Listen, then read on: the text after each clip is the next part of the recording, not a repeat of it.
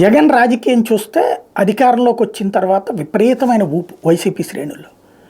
ఎప్పుడైతే వాలంటీర్ వ్యవస్థ పెట్టాక అసలు సంబరపడిపోయారు. ఎందుకంటే ప్రతి ఇంటి దగ్గరికి పెన్షన్ వెళ్తుండటం, ఆయా ఇళ్ల దగ్గర జగన్కి వచ్చిన క్రేజు చూసిన తర్వాత సంతోషపడ్డారు. సచివాలయ వ్యవస్థ, ఉద్యోగాలు, నిరుద్యోగులు వచ్చినటువంటి చూశాక ఇక అసలు వాళ్ళు ఫుల్ ఖుషి అనుకున్నారు. మరొక వైపున కరోనా టైంలో ప్రభుత్వం అందించిన సేవలతో వాళ్ళందరిలో విపరీతమైనటువంటి ఉత్సాహం వచ్చింది. ఇక జగన్కి మించిన వాడు లేడనుకున్నారు. కరోనా సెకండ్ టైం అప్పుడు కొంత డిప్రెషన్లోకి వెళ్ళారు. ఎందుకంటే అది కంట్రోల్ చేయలేకపోయాడని. ఆ తర్వాత మళ్ళీ థర్డ్ టైం సక్సెస్ఫుల్గా జగన్ కంట్రోల్ చేయడం, దాంతో మళ్ళీ ఒక కాన్ఫిడెన్స్ వచ్చింది. ఆ తర్వాత అంటే దాదాపు 3 ఏళ్ళు అయిపోయింది.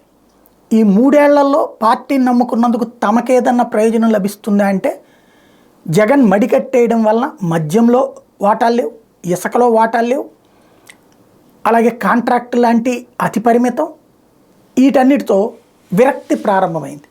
పార్టీని నమ్ముకుంటే మనకేం ఒరగబెట్టాడు ఈయన, ఖర్చు పెట్టుకున్నాం, ఇక్కడేం మిగిలింది అన్నటువంటి.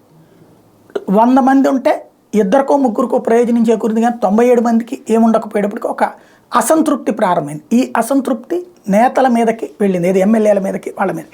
ఒక రకంగా ఇక అయిపోయింది జగన్ పని అనేటువంటి ఫీలింగ్ క్రమంగా పెరగడం ప్రారంభమైంది. ఒక రకమైన అసంతృప్తి పెరిగిపోయింది, నిర్లిప్తత ప్రారంభమైంది. ఏముందిలే అనేటువంటి.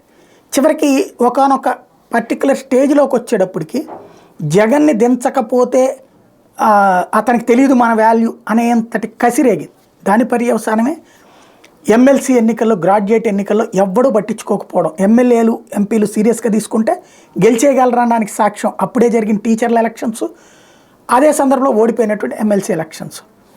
దాంతో ఒక్కసారిగా ఇక పూర్తి నిర్లిప్తత వచ్చేసింది.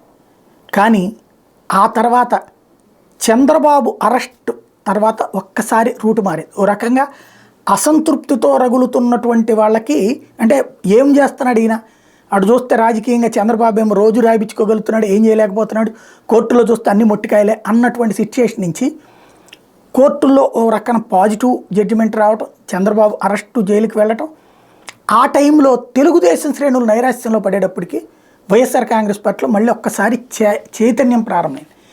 ఆ కాన్సెప్ట్ ఎప్పుడైతే ఆ తర్వాత సిద్ధం సభలతో లక్షలాదిగా కార్యకర్తలు రోడ్డు ఎక్కడం, ఒకదాన్ని చూసి ఇంకొకటి అట్లాగా పోటీలు పడడం ప్రారంభించారు. ఒక్కొక్క నియోజకవర్గాల్లో అంటే చివరికి 3 లక్షలు, 6 లక్షలు, 10 లక్షలు, 15 లక్షలు ఈ కాన్సెప్ట్లో వెళ్ళేటప్పటికి ఇప్పుడు పూర్తి ఉత్సాహంతో ఉన్నారు.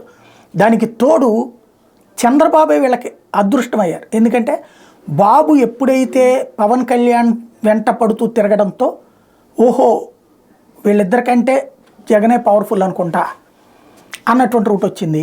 ఆ తర్వాతన పవన్ కళ్యాణ్కి 24 కానీ గ్రౌండ్ రిపోర్ట్ వీళ్ళకే తెలుస్తుంది ఎట్లా అసంతృప్తి వచ్చింది కాపుల్లో కానీ జన సైనికుల్లో కానీ.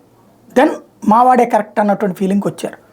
మూడోది వచ్చేటప్పటికి ఎప్పుడైతే భారతీయ జనతా పార్టీతో కూడా తెలుగుదేశం పార్టీ పొత్తు పెట్టుకుందో, అంటే తమ నాయకుడిని తట్టుకోవడానికి 3 పోట్లాడాల్సి వచ్చింది. ఇంకో పక్కన షర్మిలను ముందు పెట్టాల్సి వచ్చింది. పత్రికలన్నీ ఉన్నాయి.